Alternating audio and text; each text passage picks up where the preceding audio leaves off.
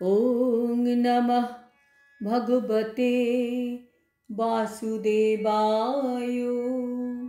শ্রীমদ্ ভগবদ গীতা একাদশ অধ্যায় বিশ্বরূপ দর্শন যোগ। হরে কৃষ্ণ। আজ আমরা বিশ্বরূপ দর্শন যোগের ৩৭ নম্বর শ্লোকটি শুনব। কস্মাচ্চ তেনা নমিরন মহাত্মন গরীয়সে ব্রহ্মণ যপাদিকর্তে অনন্তদেবেশ জগন্নিবাস তমক্ষরং সদসত্তৎ পরং যৎ। অনুবাদ: হে মহাত্মন, তুমি এমনকি ব্রহ্মার থেকেও শ্রেষ্ঠ এবং আদি সৃষ্টিকর্তা। কেন সকলে তোমাকে নমস্কার করবে না? হে অনন্ত, হে দেবেশ, হে জগন্নিবাস, তুমি সৎ ও অসৎ উভয়ের অতীত, অক্ষর তত্ত্ব বা অবিনশ্বর ব্রহ্ম। তাৎপর্য: শ্লোক ৩৬-এ দেখা গেল অর্জুন কৃষ্ণকে শুধু স্তুতি করছেন ও তার শ্রদ্ধা নিবেদন করছেন। এইভাবে প্রণাম করার মাধ্যমে অর্জুন বুঝিয়ে দিচ্ছেন যে শ্রীকৃষ্ণ সকলের পূজনীয়। তিনি সর্বব্যাপ্ত এবং তিনি সকল আত্মার পরম আত্মা।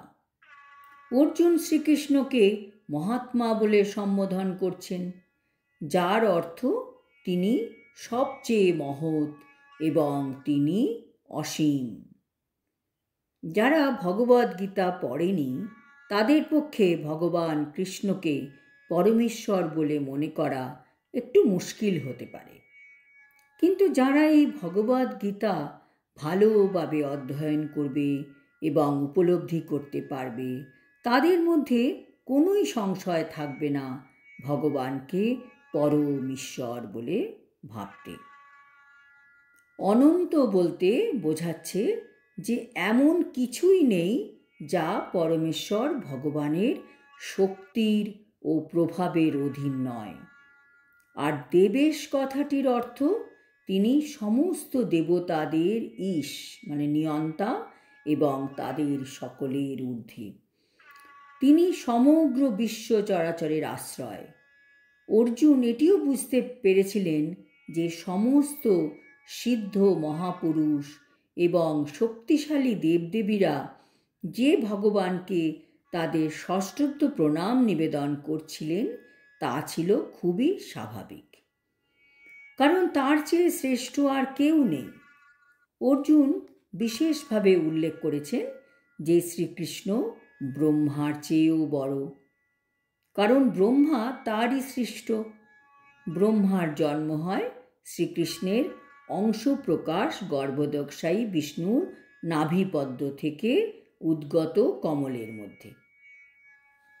তাই ব্রহ্মা ও তার থেকে উদ্ভূত শিব এবং সমস্ত দেবদেবীরা শ্রদ্ধাবনত চিত্তে ভগবানকে অবশ্যই প্রণাম জানাবেন। শ্রীমদ্ ভাগবতে বলা হয়েছে যে ভগবান শ্রীকৃষ্ণ ব্রহ্মা, শিব আদি সমস্ত দেবদেবীদের পূজনীয়। অক্ষরম শব্দটি খুবই তাৎপর্যপূর্ণ, কারণ এই জড় জগৎ বিনাশশীল, কিন্তু ভগবান এই জড় সৃষ্টির অতীত। তিনি সর্বকারণের পরম কারণ এবং তাই তিনি এই জগতের সমস্ত বদ্ধ জীব, এমনকি এই জড় সৃষ্টির থেকেও গরীয়ান। তাই তিনি মহত্তম ভগবান। কৃষ্ণ হচ্ছেন করুণা সিন্ধু। তিনি সকলের প্রতি করুণাময়। তিনি হচ্ছেন দীনবন্ধু। তিনি সকলের বন্ধু। কৃষ্ণ হচ্ছেন সমগ্র জগতের পতি।